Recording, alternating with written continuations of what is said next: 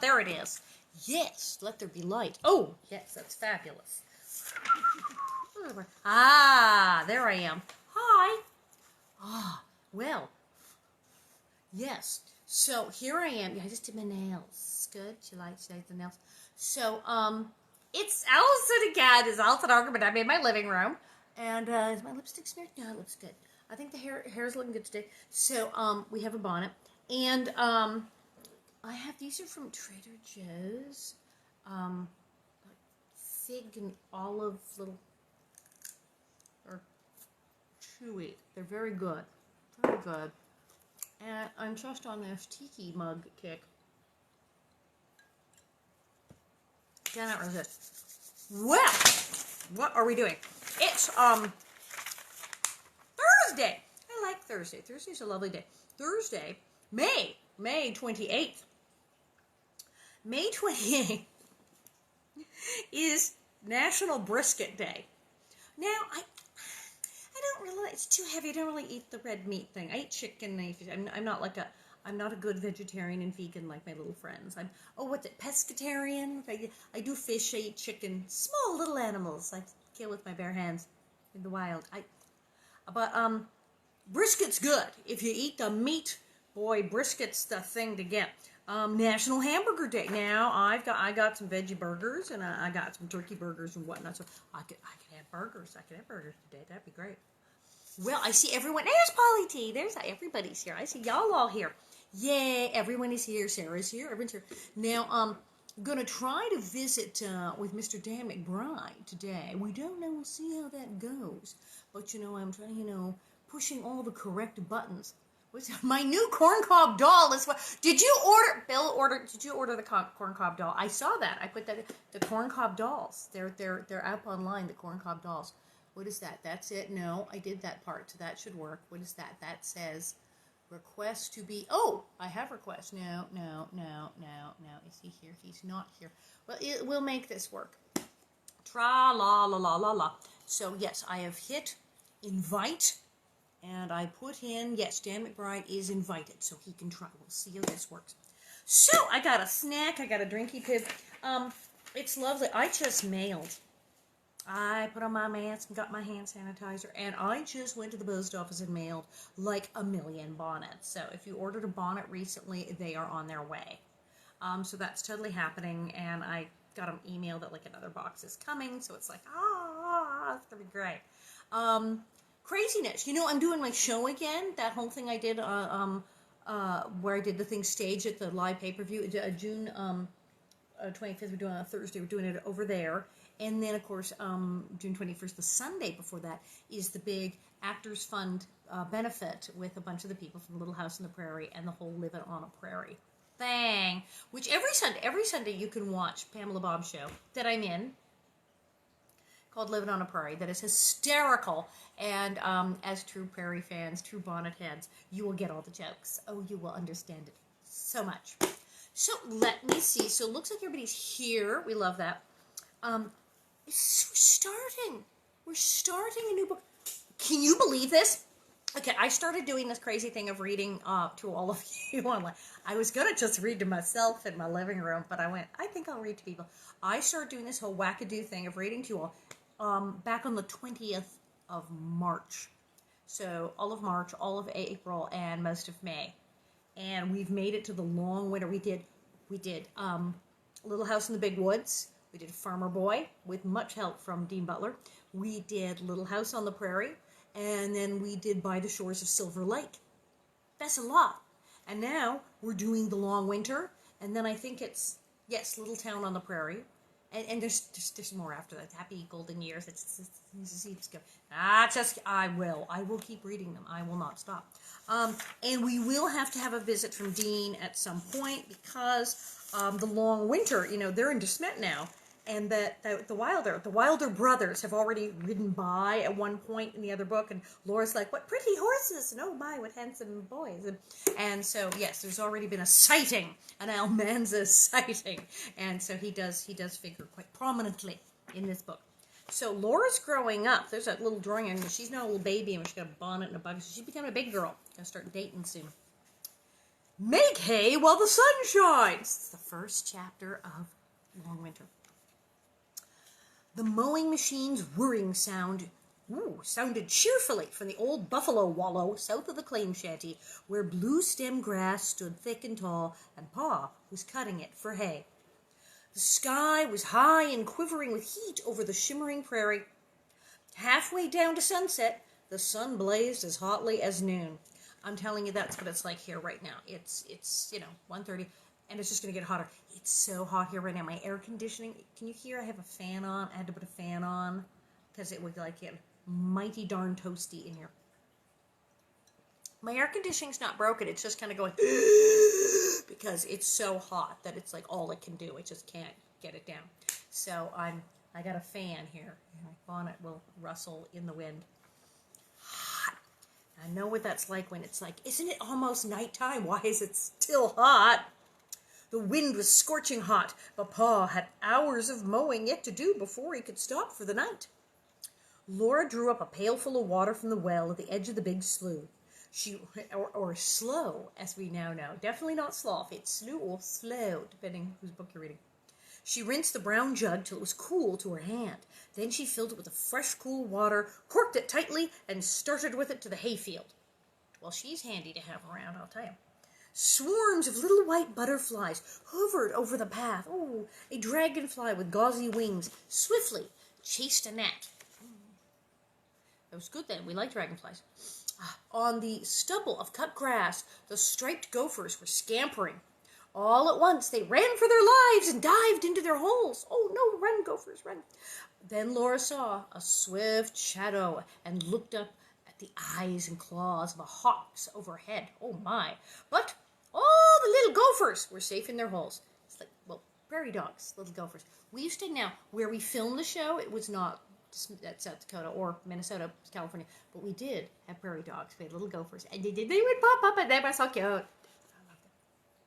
Hide, little gophers. Paul was glad to see Laura and the water jug. I'll bet. He got down from the mowing machine and drank a mouthful.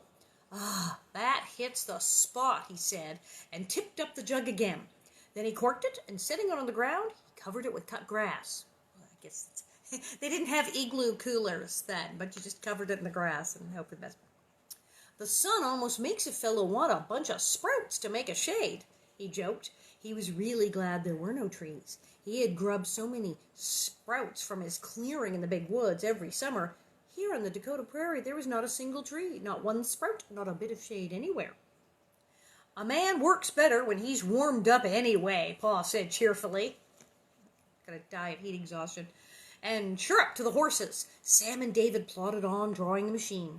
The long steel-toothed blade went steadily whirring against the tall grass and laid it down flat. Pa rode high on the open iron seat, watching it lie down, his hand on the lever. Laura sat in the grass to watch him go once around. The heat there smelled as good as an oven when bread is baking. Well, at least it smelled nice. The little brown and yellow striped gophers, oh, those are so cute, were hurrying again all about her. Tiny birds fluttered and flew to cling to bending grass stems, balancing lightly. Now, I know some people have a thing about snakes. And I'm just giving, it's like trigger warning. She's talking about the gophers and the birdies. Some people really like reptiles and snaky snakes. Even a description of a snake in a book creeps them out. Now, I happen to love all, I am like Ellie Mae on the Beverly Hillbillies. I love all critters. I like reptiles. I like snakes. I like lizards. Laura's about to go into a graphic description of a visit from a snake. So if you have that phobia, now would be a good time to go la la la la la la la la la for like 4 sentences. I gave fair warning that there's a snake coming up. It's only a little one. There you go.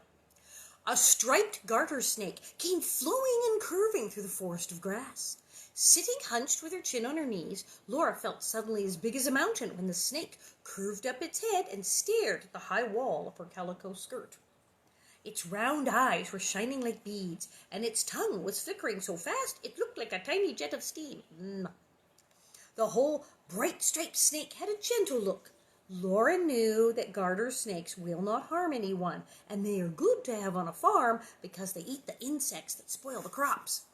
It stretched its neck low again, and making a perfectly square turn in itself, because it went flowing around her and away in the grass.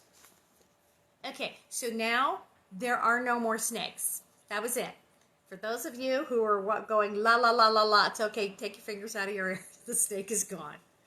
But yes, and it was a good one. But I totally understand. I have friends who are like, don't even say.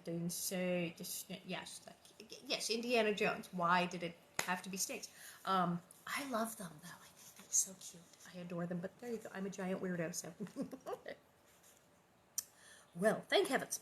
Whoa, Pa, startled. Oh, then the mowing machine whirred louder, and the horses came nodding their heads slowly in time with their feet. David jumped when Laura spoke almost under his nose. Oh, whoa, Pa said, startled. Laura, I thought you'd gone. Why are you hiding in the grass like a prairie chicken? Pa, Laura said, why can't I help you make hay? Please let me, Pa, please. Pa lifted his hat and ran his fingers through his sweat-damp hair, standing it all on end and letting the wind blow through it. You're not very big nor strong, little half-pint. I'm going on 14, Laura said. I can help, Pa. I know I can. Okay, she finally said how old she is. Now, you notice that a lot of the, like I said, she doesn't say it's December. She just suddenly, it's Christmas. It's like Christmas. She, well, yes, Sarah just noticed. This is like making more sense. Yeah, in the other books, they don't seem to know what day it is or what time it is. And I'm sorry, in the 1800s, even the poorest people, they had pocket watches or a clock or a calendar. They knew what day it was. They knew what time it was, totally. But she repeatedly, it's like, oh, is it Saturday already? Oh, Christmas. I mean, you didn't even mention it was December. This one, they've meant, like in the other book, said 1880s coming. And she's like, I'm going on 14. She's actually talking about how old she is and when it is and what month it is. So it's getting a little more, settled in there, which is good. Also, we need to know how old she is because she's going to fall in love with Almanzo soon. So, the mowing machine had cost so much that Pa had no money left to pay for help. He could not trade work because there were only a few homesteaders in this new country, and they were busy on their own claims. But he needed help to stack the hay. Well, Pa said, maybe you can. We'll try it. If you can, by George, we'll get this haying done all by ourselves. Laura could see that the thought was a load off Pa's mind, and she hurried to the shanty to tell Ma. Well, I guess you can, Ma said doubtfully. She did not like to see women working in the fields. Only foreigners did that. Oh, no, she did not. Okay, we already had, the Indian problem. Ma's about to go racist on us again. I'm sorry. Ma is the designated racist person in the book. People have complained about, was Laura Ingalls racist? No. Laura is not racist at all. She repeatedly argues with her mother as this book goes, no, Ma, stop. No, Ma. No, the Native Americans are our friends. Ma said, but Ma, she's the point person for this. She has said several very unfortunate things about Native Americans, and now she is about to go off on foreigners and people who, heaven forbid, work in the field. And she's also going to get all sexist about what, look how hard Ma works, and look how she absolutely had to work in the field. She had to put out prairie fires, and she helped build the log cabin back in Kansas. Remember, she dropped a beam on her foot and almost broke it. But now all of a sudden Ma's going, ladies can't make hay and work in the field. Where did this suddenly come from, Ma? Really? And apparently foreigners. What? But here you go. She did not like to see women working in the fields. Only foreigners did that. What, the French? What? Ma and her girls were Americans and above doing men's work. Oh, she did not. Yes, Ma did. Apparently it was quite the belief at the time that proper American ladies could stay home. Now, who's she kidding? She's sitting here like, oh, we're American ladies. We don't have to do hard manual labor. That is for the foreign ladies who much slave in the fields like the men. The reality is, she and her daughters were scrubbing and schlepping and washing. Remember, they were taking in the borders and they were cleaning and cooking and doing. And she built the cabin, and they were up on the roof, and they've all worked and worked and worked, and they did work in the field. So I'm sorry, Ma Ingalls is putting on airs. She is putting on airs. And someone said, did she deliberately have Ma say these things? So Laura, yes. Ma goes off on those poor Native Americans all the time, just so Pa and Laura can go, stop, no. So, now she's calling out the foreigners. But she's really putting on airs because she's full of it, because she totally was working in the fields like 5 minutes ago. She completely, There you go. But Laura's helping with the hay would solve the problem. She decided, yes, Laura, you may. Well, good, okay, good on ya, Ma, really. Oof. Carrie eagerly offered to help, and she's not a foreigner either. I'll carry the drinking water out to you. I'm big enough to carry the jug. Carrie was almost 10, but small for her age. But at least she can talk, that's good. And I'll do your share of the housework besides mine, Mary offered happily. She was proud that she could wash dishes and make beds, as well as Laura, though she was blind. So even the blind girl's stepping up. So they're all hard workers. The sun and hot wind cured the cut grass so quickly that Pa raked it up the next day. He raked it into long windrows, windrows, windrows, windrows. Then he raked the windrows into big haycocks, and early the next morning, while the dawn was still cool and meadowlarks were singing, Laura rode to the field with Pa in the hay rack. Got your windrow, your hay rack, haycock, haystack, all of the above. There Pa walked beside the wagon and drove the horses between the rows of the haycocks. At every haycock, he stopped the horses and pitched the hay up into the hay rack. It came rumbling loosely over the high edge, and Laura trampled it down. Up and down, back and forth, she trampled that loose hay with all the might of her legs, while the forkfuls kept coming over and falling, and she went on trampling while the wagon jolted on to the next haycock. Then Pa pitched more hay in from the other side. Sounds like she's working it. Yeah, she's doing it. Under her feet, the hay climbed higher, trampled down as solid as hay can be. Up and down, fast and hard, her legs kept going, the length of the hay rack and back, and across the middle. The sunshine was hotter, and the smell of the hay rose up sweet and strong. Under her feet, it bounced, and over the edges of the hay rack, it kept coming.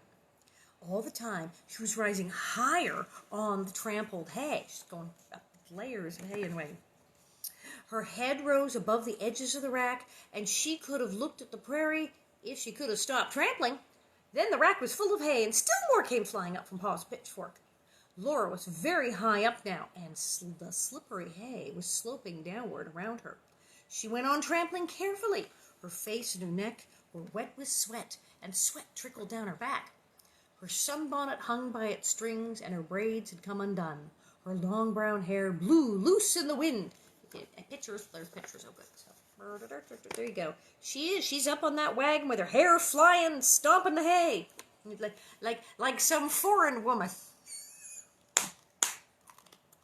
Heavens.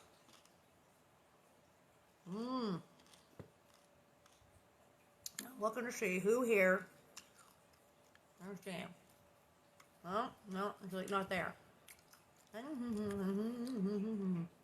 I'm working on this. I'm trying to get to see if we can get the man on here. Here we are. So it's invite. Requests. Yeah. Invite. I did. No bribe. Is invited. Okay, he's invited. He's not there. All right. So his hair is flying and she's drenched in sweat and stomping hay. Then Pa stepped up on the whiffle trees. The what? Whiffle trees. He rested one foot on David's broad hip and clambered up onto the load of hay. You've done a good job, Laura, he said. You tramped the hay down so well, we got a big load on the wagon.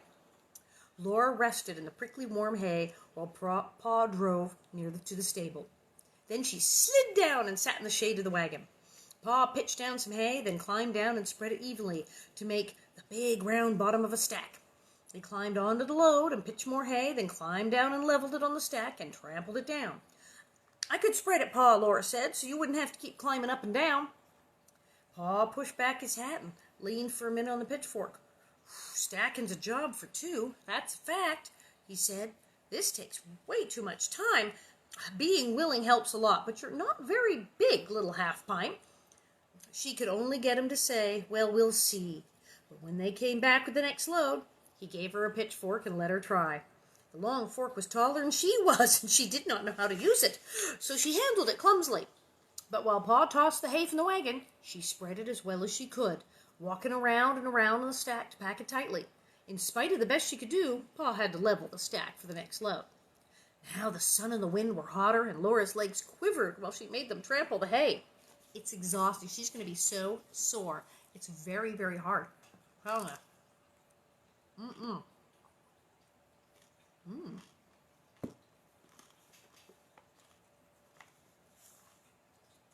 But Laura's a hard worker. She don't care. She'll do it.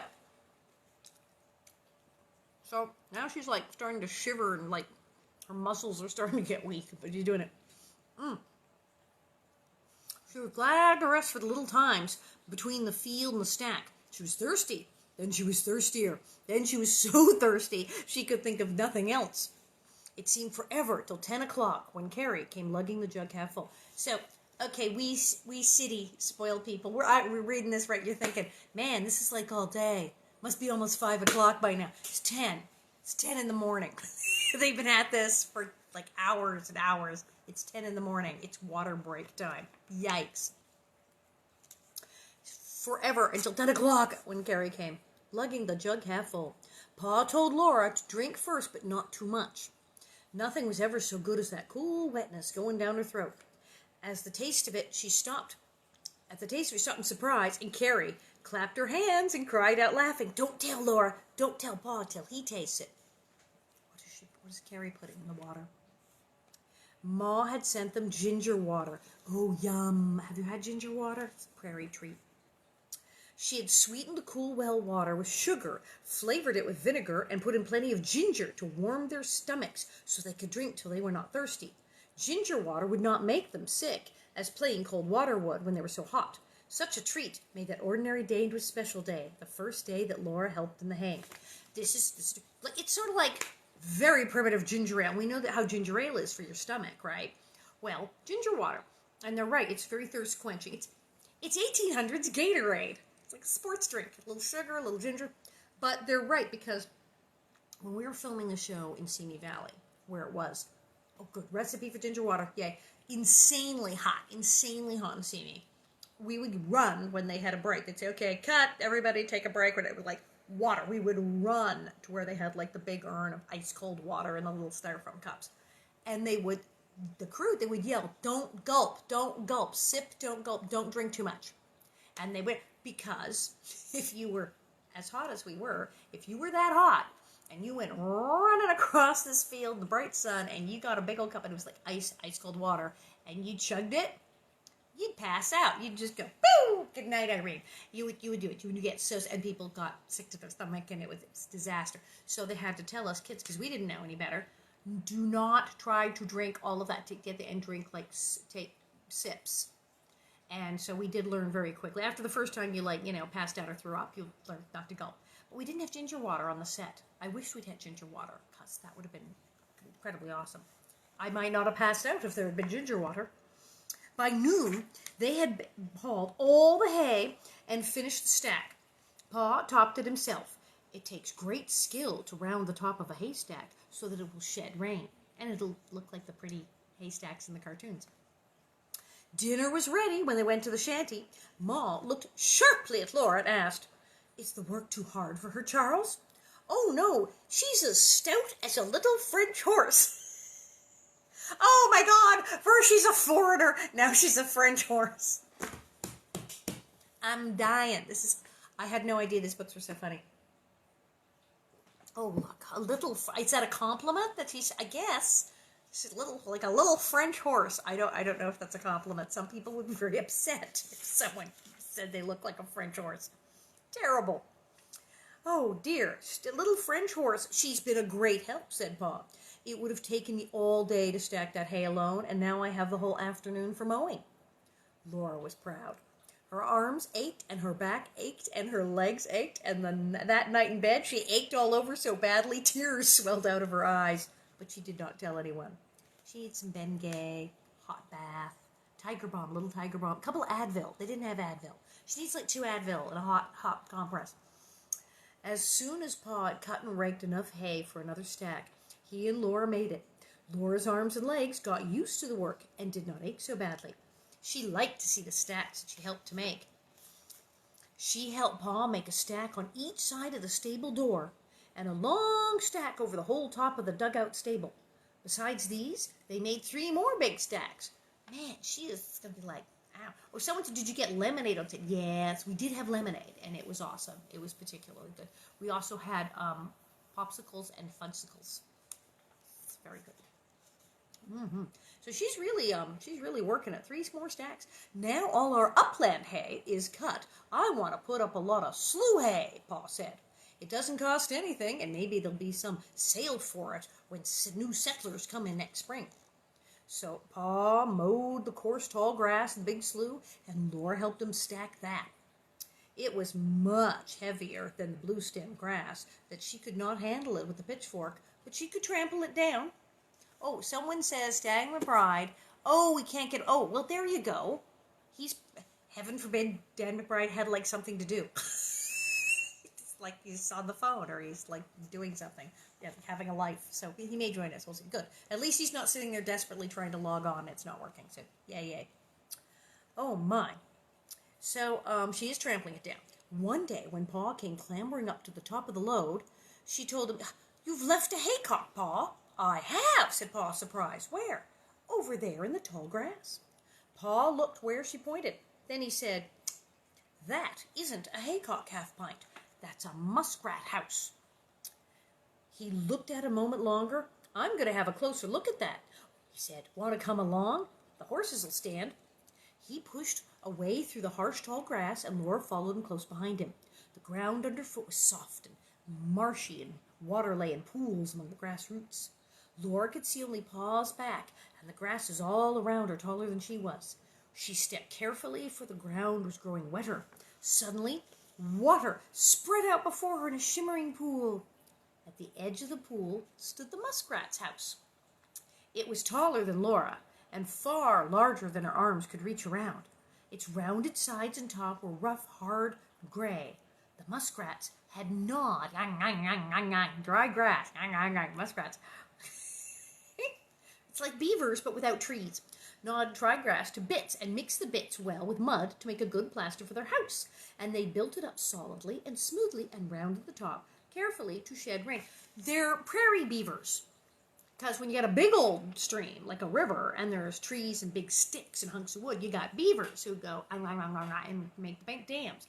But these are little muskrats, and they don't have that, so they take little tiny bits of stuff and make a little house, and so it's little muskrats. Muskrat house. The house had no door. No path led to it anywhere. In the grass stubble around it and along the muddy rim of the pool, there was not one paw print. There was nothing to tell how the muskrats went in and out of their house. Inside those thick, still walls, Pa said the muskrats were sleeping now, each family curled in its own little room, lined softly with grass. Oh, it's so cute! I can't stand it. Each room had a small round doorway that opened into a sloping hall. The hallway curved down through the house from top to bottom and ended in the dark water. That was the muskrat's front door. Yeah, they go bloop, just like the beavers in their dam. They're prairie beavers. That is what they're. After the sun had gone, the muskrats woke and went pattering down the smooth mud floor of their hallway, plunged into the black water, and came up through the pool to the wide, wild night under the sky. All night long, in the starlight or moonlight, they swam and played along the edges of the water, feeding on, this is really cool, feeding on roots, what do they eat, and stems and leaves of the water plants and grasses. When dawn was coming, ghostly gray, they swam home. They dived and came up through their water door. Dripping, they went up the slope of their hallway, each to his own grass-lined room. There they curled comfortably to sleep. Laura put her hand on the wall of the house. The coarse plaster was hot in the hot wind and sunshine, but inside the thick mud walls in the dark, the air must be cool. She liked to think of the muskrats sleeping there. The muskrats each have their own room. Laura and Mary and Carrie do not have their own rooms. They are even sharing a bed. The muskrats have their own room. Just let me make that clear. Pa was shaking his head. We're going to have a hard winter, he said, not liking the prospect. Why? How do you know? Laura asked in surprise. The colder the winter will be, the thicker the muskrats build the walls of their houses, Pa told her. I never saw a heavier built muskrat's house than that one. Dun, dun, dun, dun. Laura looked at it again. It was very solid and big, but the sun was blazing, burning on her shoulders through the faded thin calico, and the hot wind was blowing, and stronger than the damp mud smell of the slough was the ripening smell of grasses parching in the heat. Laura could hardly think of ice and snow and cruel cold. Pa, how can the muskrats know? She asked. Now, this part here gets really weird. This, I think, is some Rose Wilder stuff, because she was like, way... You have to read about her if you haven't. She was like seriously way into this whole like libertarian thing. And this is like Pa and his political statement on muskrats. It takes an odd turn. At least Ma's not insulting foreigners, so well, good, thank heavens for that. I don't know how they know, Pa said, but they do. God tells them, somehow, I suppose. Then why doesn't God tell us? Laura wanted to know. Like, hey, maybe God could have told Charles to fill up those cracks in the house that the snow blew through. Pretty much every single house he's built, he like waits till it's snowing and then puts up tar paper and fills the little chinks in the wall. Apparently he needed someone to tell him to do that, because the muskrats knew. Because, said Pa, we're not animals. We're humans, and like it says in the Declaration of Independence, God created us free. That means we gotta take care of ourselves. That means we cannot build walls that are properly sealed with big chinks open in them, and the snow can blow in, and we can all freeze to death because we're dumber than a muskrat. Sorry, Pa, you're not as smart as a muskrat. Yeah, if we didn't already know that he'd had 3-4 houses have snow blowing in the walls, we would probably listen to him more. But I'm sure God or muskrats or someone told him that he should have bought that tar paper and sealed the house earlier. Just saying. Laura said faintly, I thought God takes care of us. Point, Laura. Point for Laura, yes. Well, he does, Pa said, so far as we do what's right. And he gives us a conscience and brains to know what's right. But he leaves us to do as we please. That's a difference between us and everything else in creation. Oh, so Pa is a subscriber to the free will school of thought. We're learning so much about these people in a muskrat conversation. He's expressing this every man for himself libertarian thing. We have free will. And Laura's going, I thought, God, okay, this is new. Where did this all come from, Pa? We can do as we please. That's the difference between us and everything else in creation. What, can't muskrats do what they please? Laura asked, amazed, as we are all amazed at this point that he is saying all this stuff. And really, can't muskrats do as they please? But no, says Pa. I don't know why they can't, but you can see that they can't. Look at that muskrat house. Muskrats have to build that kind of house. They always have, and they always will. It's plain they can't build any other kind. But folks build all kinds of houses. A man can build any kind of house he can think of. So if his house doesn't keep out the weather, that's his lookout. He's free and independent. And that is why the Ingalls almost froze to death several winters in a row and nearly starved. Because Pa said, it's man's lookout. Yeah, Pa's been reading, Nietzsche again. I said this is a libertarian thing. Pa's going with it's his lookout, but if the neighbors hadn't shown up and figured out they had malaria and the doctor hadn't come, oh well, that would have been their lookout, and they would have died. They almost died of malaria. And had not various neighbors helped them with prairie fires or with food, had Mr. Edwards not helped them, had the Scotts not helped them, Pa and his lookout wouldn't have gone totally so well. And when Mr. Scott went down in the well and didn't light the candle, well, we could have said, oh, ooh, that's his lookout. But no, Pa saved him. He didn't let him die at the bottom of the well. So it's your lookout up to a point. You know, yeah, you're free and independent to totally freeze to death and starve. No, it's up to a point. There's also having good sense and paying attention to the muskrats, because as he's admitting, the muskrats are right. And it is. The book's called The Long Winter. He just figured out the muskrats. So I would hope to have at least as much sense as a muskrat. I try. Don't know, but I would at least hope I have enough sense as a muskrat and a bit more than Pa. But there you go. He's for this independent thing. He's got, I like that he's saying God lets us do as we please, gives us a conscience. Pa stood thinking for a minute. Then he jerked his head. Come along, little half-pint. We better make hay while the sun shines. His eyes twinkled, and Laura laughed, because the sun was shining with all its might. But all the rest of that afternoon, they were rather sober. The muskrats had a warm, thick-walled house to keep out cold and snow, but the claim shanty was built of thin boards that had shrunk in the summer heat till the narrow battens hardly covered the wide cracks in the walls. Boards and tar paper were not very snug shelter against a hard winter. Again, Pa, could you just be as smart as a muskrat? That's all we're asking. We're not asking you rocket science here, but could you maybe just get it up to the level of muskrat? Because Laura's noticed the poor muskrats, they have no free will, but they're not going to freeze to death this winter. Pa, you also had enough free will, you could have, built real walls. An errand to town, hopefully to get things to shore up that house. Oh, so was it title for your next book? I hope I have as much sense as a muskrat. I'm going to get a sampler and needlepoint it and hang it on the wall, I'm telling you.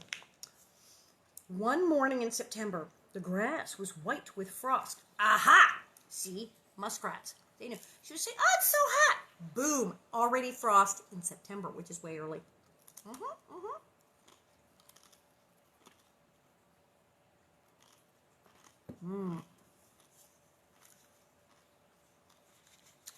Oh, that's really good. Very chewy. All of them. White with frost. It was only a light frost that melted as soon as sunshine touched it. It was gone when Laura looked out at the bright morning. But at breakfast, Pa said that such an early frost was surprising. Will it hurt the hay? Laura asked him, and he said, oh no, such a light frost will only make it dry faster when it's cut. But I'd better get a hustle on, for it won't be long now till it's too late to make hay. Hence the expression, make hay while the sun shines. He was hustling so fast that afternoon, he hardly stopped to drink when Laura brought him the water jug.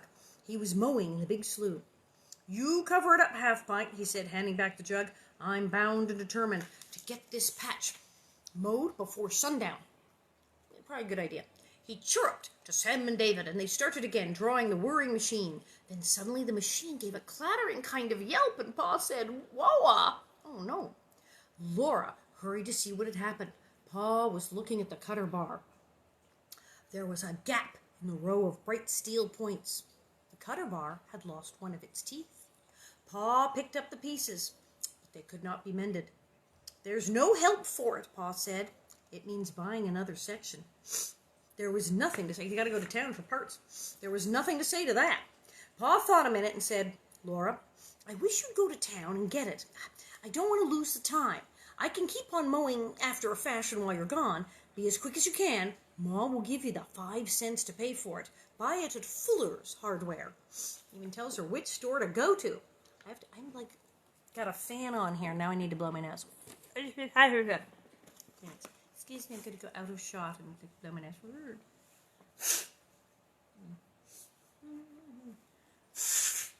Oh, that's much better.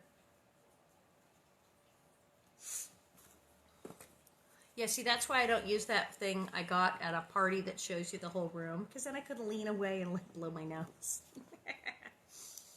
So this is cool. She gets to go to the store. Remember when she hadn't even seen a store in town and 5 cents was $1 million? Now she's popping into town to the hardware store, spending 5 cents on parts. Yes, Pa, Laura said. She dreaded going to town because so many people were there. She was not exactly afraid that strange eyes looking at her made her uncomfortable. Oh, Laura has agoraphobia and social anxiety disorder. Well, remember I said she's really isolated? Like, for the first 3 books, she's met, like, 12 people. It's, like, 3-4 books in before she knows more than a dozen people on Earth. So, poor girl. So she's still kind of getting used to this whole large groups of people thing. She had a clean calico dress to wear, and she had shoes. While she hurried to the house, she thought that Ma might let her wear her Sunday hair ribbon and perhaps Mary's freshly ironed sunbonnet, because you need a freshly ironed bonnet when you go into town. I have to go to town, Ma, she said, rushing and breathless. Carrie and Mary listened while she explained, and even Grace looked up at her with big, sober blue eyes.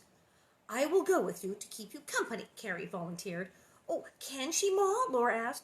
If she can be ready as soon as you are, Ma gave permission. She's like, Carrie go into town. Carrie's like the bodyguard. Okay. Quickly, they changed to fresh dresses and put on their stockings and shoes. But Ma saw no reason for hair ribbons on a weekday, and she said Laura must wear her own sunbonnet. It would be fresher, Ma said, if you took care to keep it so. Laura's bonnet was limp from hanging down her back, and the strings were limp too. But that was Laura's own fault. Ma gave her 5 cents from Pa's pocketbook, and with Carrie, she hurried away toward town. They followed the road made by Pa's wagon wheels, past the well, down the dry, grassy slope, into Big Slough, and on between the tall slough grasses to the slope up on the other side. The whole shimmering prairie seemed strange then. Even the wind blowing the grasses had a wilder sound.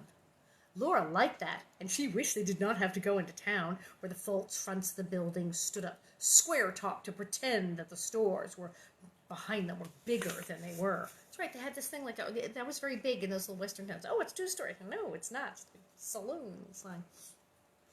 Neither Laura nor Carrie said a word after they came to Main Street. Some men were on the store porches, and 2 teams with wagons were tied to the hitching posts. Lonely, on the other side of Main Street, stood Pa's store building. It was rented, and 2 men sat inside it talking. Laura and Carrie went into the hardware store. 2 men were sitting on nail kegs and one on a plow. They stopped talking and looked at Laura and Carrie. The wall behind the counter glittered with tin pans and pails and lamps. I love going to the hardware store. Do you love going to the hardware store? Oh, we have really great I'm out here in LA. We have fabulous hardware stores. And we used to have, there was one in West Hollywood that was like amazing. There was a little one in Laurel, but there were several hardware stores that were just like so good. You could get a bicycle, you could get all kinds of get a barbecue, and then you could also get like hardware, but so much fun. Kuntz Hardware. Oh, loved going to Kuntz Hardware as a kid. So, tin pans. Laura said, Pa wants a mowing machine section, please. The man on the plow said, He's broke one, has he? And Laura said, Yes, sir. She watched him wrap in paper the sharp and shining 3-cornered tooth. He must be Mr. Fuller. She gave him the 5 cents, and taking the package in her hand, she said, Thank you, and walked out with Carrie. That was over. Whew. But they did not speak until they had walked out of town. Then Carrie said, You did that beautifully, Laura. Oh, it was just buying something, Laura replied. I know, but I feel funny when people look at me. I feel not scared, exactly, Carrie said. Oh, there's nothing to be scared of, Laura said. We mustn't ever be scared. Suddenly she told Carrie, I feel the same way. Do you really? I didn't know that. You don't act like it. I always feel so safe when you're there, Carrie said. You are safe when I'm there, Laura answered. I take care of you. Anyway, I try my best. I know you would, Carrie said. So the 2 of them, admitting, as she said, not scared exactly. Yes, that's called anxiety, Carrie. You're anxious. You're having to speak to strangers and buy things in a store, and it's weird talking to strange people and having to say, Hi, I need to buy something. Hi, I don't know you. And that creeps a lot of people out. I know a lot of people, grown people, have trouble, like, just even, like, ordering in a restaurant. Like, speaking to the waiter or waitress is, like, just hard. It's like, oh, I have to talk to you. I know people really do. It's like, it's a mental block. It creeps them out. I used to be pathologically shy. I know, I'll sit here and let you laugh, because people could go, shy, bah, ha, ha, ha, you're not shy. Well, not now, but Oh, there was a time going to the hardware store to buy a plow part would have been a struggle. Not now, though. Poor little Carrie and Laura. It was nice walking together. To take care of their shoes, they did not walk in the dusty wheel tracks. They walked on the harder strip in the middle where only horses' hooves had discouraged the grass. Discouraged. I like it to discourage the grass.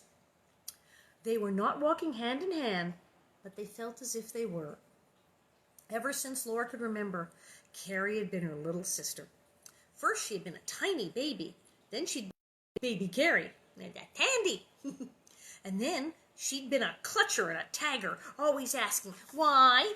Now she was 10 years old enough to be really a sister. And they were out together, away from even Pa and Ma. Their errand was done and off their minds, and the sun was shining, the wind was blowing, the prairie spread far all around them. They felt free and independent and comfortable together. It's a long way around where Pa is, Carrie said.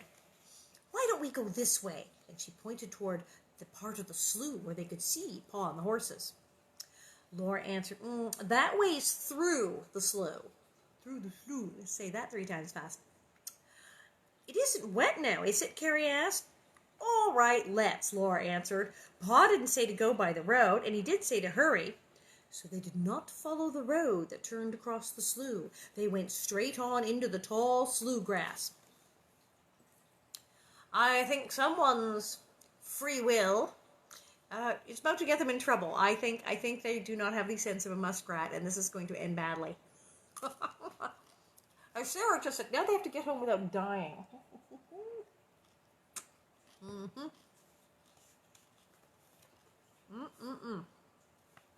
There's going to be trouble. At first, it was fun.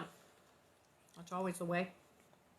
It was rather like going into the jungle picture in Pa's big green book. Oh, it's right, he has the big green book with all the animals. Laura pushed ahead between the thick clumps of grass stems that gave way, rustling, and closed again behind Carrie. The millions of coarse grass stems and their slender long leaves were greeny gold and golden green in their own shade. The earth was crackled with dryness underfoot, but a faint smell of damp lay under the hot smell of the grass. Just above Laura's head was the grass tops, swished in the wind, but down at their roots was a stillness, broken only when Laura and Carrie went wading through it. Where's Pa? Carrie asked suddenly. Laura looked around at her. Carrie's peaked little face was pale in the shade of the grass. Her eyes were almost frightened. Well, we can't see him from here, Laura said. They could see only the leaves of the thick grass waving on the hot sky overhead. He's right ahead of us. We'll come to him in a minute. She said it confidently, but how could she know where Pa was? She could not even be sure where she was going, where she was taking Carrie. The smothering heat made sweat trickle down her throat and her backbone, but she felt cold inside. She remembered the children near Brookings, lost in the prairie grass. The slough was worse than the prairie. Ma had always been afraid that Grace would be lost in this slough, and you did lose Grace just like a week ago. She listened for the whir of the mowing machine, but the sound of the grasses filled her ears. There was nothing in the flickering shadows of their thin leaves blowing and tossing higher than her eyes to tell her where the sun was. The grasses bending and swaying did not even tell the direction of the wind. Those clumps of grass would hold up no weight at all. There was nothing anywhere that she could climb to look out above them, to see beyond them and know where she was. That's why you don't walk the slough, because you can't tell where the heck you are. Come along, Carrie, she said cheerfully. She must not frighten Carrie. Carrie followed trustfully, but Laura did not know where she was going. She could not even be sure that she was walking straight. Always a clump of grass was in her way. She might go to right or left, even if she went to the right of one clump of grass and to the left of the next clump. That did not mean that she was not going in a circle. And you know, lost people do that. Oh yeah, lost people go in circles, and many of them never find their way home. That's true. People are lost. They will. They'll wind up. They'll go in a circle. The slough went on for a mile or more of bending, swaying grasses, too tall to see beyond, too yielding to climb. It was wide. Unless Laura walked straight ahead, they might never get out of it. We've gone so far, Laura, Carrie panted. Why don't we come to Pa? He ought to be right around here somewhere, Laura answered. She could not follow her own trail back to the safe road. Their shoes left almost no tracks in the heat-baked mud, and the grasses, the endless swaying grasses, with their low leaves hanging dried and broken, were all alike. Carrie's mouth opened a little. Her big eyes looked up at Laura, and they said, I know, we're lost. Her mouth shut without a word. If they were lost, they were lost. There was nothing to say about it. We'd better go on, Laura said. I guess so, as long as we can, Carrie agreed. They went on. They must surely have passed the place where Pa was mowing, but Laura could not be sure of anything. Perhaps, if they thought they'd turn back, they would really be going farther away. They could only go on. Now and then they stopped and wiped their sweating faces. They were terribly thirsty, but there was no water. They were very tired from pushing through the grass. Not one single push seemed hard, but going on was harder than trampling hay. Carrie's thin little face was gray-white. She was so tired. So this is not turning out to be a shortcut. The idea was to save them time and energy, and it would be quicker. We'll just go straight through. And of course, it's taking much longer, and it's awful. So there you are. What are these poor kids going to do? Okay. It's exhausting. Then Laura thought that the grasses ahead were thinner. The shade seemed lighter there, and the tops of the grasses against the sky. The sky seemed fewer, and suddenly she saw sunshine. Yellow beyond the dark grass stems. Perhaps there was a pond there. Oh, perhaps there was Pa's stubble field and the mowing machine in Pa. She saw the hay stubble in the sunshine. And she saw haycocks dotting it. That's good. But she heard a strange voice. It was a man's voice, loud and hearty. Oh no, it's not Pa. Strange men in the tall grass. She's already afraid to go to the store. This is going to freak out totally. But there's people, and she's at least found a field, so shortcuts.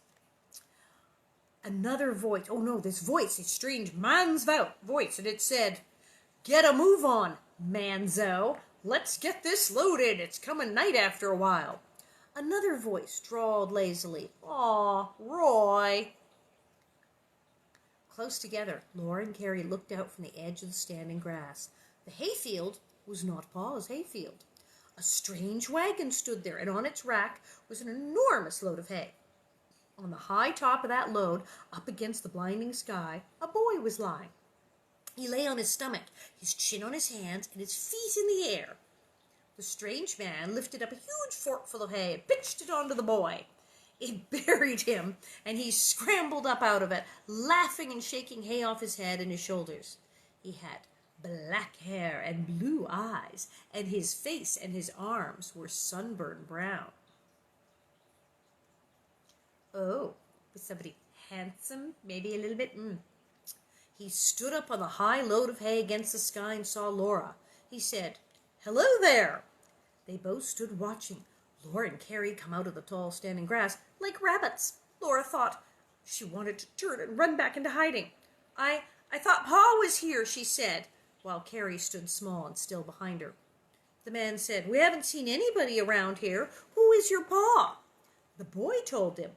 "Mr. Ingalls, isn't he?" He asked Laura. He was still looking at her. Oh, was he now? "Yes," she said, and she looked at the horses hitched to the wagon. She had seen those beautiful brown horses before, their haunches gleaming in the sun and the black manes glossy on their glossy necks. They were the Wilder boys' horses. The man and the boy must be the Wilder brothers. Yay! And so that would be, since the older dude is what I guess is rough. So there's the older, and I'll put, it's Manly. It's Manly has shown up. Yay, Manly. And we've already established she loves his horses, but he's very good looking, so that's good. "I can see him from here. He's just over there," the boy said. Laura looked up and saw him pointing. His blue eyes twinkled down at her as if he had known her a long time. Yay! They're going to get married. So lovely. "Thank you," Laura said primly, and she and Carrie walked away along the road that the Morgan team, the wagon, had broken through the slough grass. "Whoa," Pa said when he saw them. Whew, he said, taking off his hat and wiping the sweat from his forehead. Laura gave him the mowing machine section, and she and Carrie watched while he opened the toolbox, took the cutter bar from the machine, and knocked out the broken section. He set the new one in its place and hammered down the rivets to hold it. There, he said, tell your ma I'll be late for supper. I'm going to finish cutting this piece.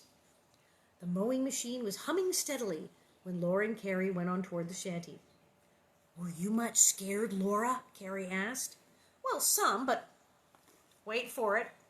All's well that ends well, said Laura. Oh, no, now she's doing it. Okay, we had Pa doing it every 5 minutes, all's well that ends well. And then we had Ma was doing all's well. Now Laura's saying it. This is getting just out of control with the all's well that ends. This is like every 10 pages, all's well that ends well. I'm sorry the book wasn't called All's Well That Ends Well. It was my fault. I wanted to go that way, said Carrie. Well, which is true. No, it was my fault because I'm older, Laura said. But we've learned a lesson. I guess we'll stay on the road after this. Are you going to tell Ma and Pa? Carrie timidly asked. Well, we'll have to if they ask us, said Laura. And there you are. Those are the first 2 chapters of The Long Winter. She's already met Manly, and he has blue eyes, and he's cute. But there you go. Now are they going to tell Ma and Pa? Oh, and we were chatting with boys, the Wilder brothers. Well, obviously, you know what's going to happen. The Wilder boys are going to run into him, and they're going to say, oh, hey, we saw the kids. But already, the boy with the blue eyes looked down at her from the wagon, and his eyes twinkled, and he looked like he'd known her a long time. So I'm going to look and see, like, when there's, like, giant Almanzo sections in here, and then we will call up Dean and see if he's free to do the thing. But I do believe I will be here tomorrow, unless it's, like, massive Almanzo chapter we make Dean Butler read, but we'll do it. Now, it looks like we didn't get Dan today, but we're ready. We will. There will be, like, a Dan McBride moment at some point, and there will be Dean Butler moments, and, I think I'm making some cookies today, so I was cleaning out the fridge. It's like I tell you all these things. I was cleaning out the fridge, and I found this jar of peanut butter. Now, I'm a fan of the Skippy Super Chunk. Somebody, like, gave us this, and it's, like, super organic, something chunky. It's delicious, but it kind of separate. It's not as good. It's separate. And I'm like, we're not eating this. This is not getting eaten. I'm going to make peanut butter cookies. I haven't made peanut butter cookies in ages. So I'm going to make some cookies, and maybe I'll have some tomorrow. It'll be fun. So there you are, and see you tomorrow. So wash your hands, get some rest, take care of each other, and I'll see you tomorrow.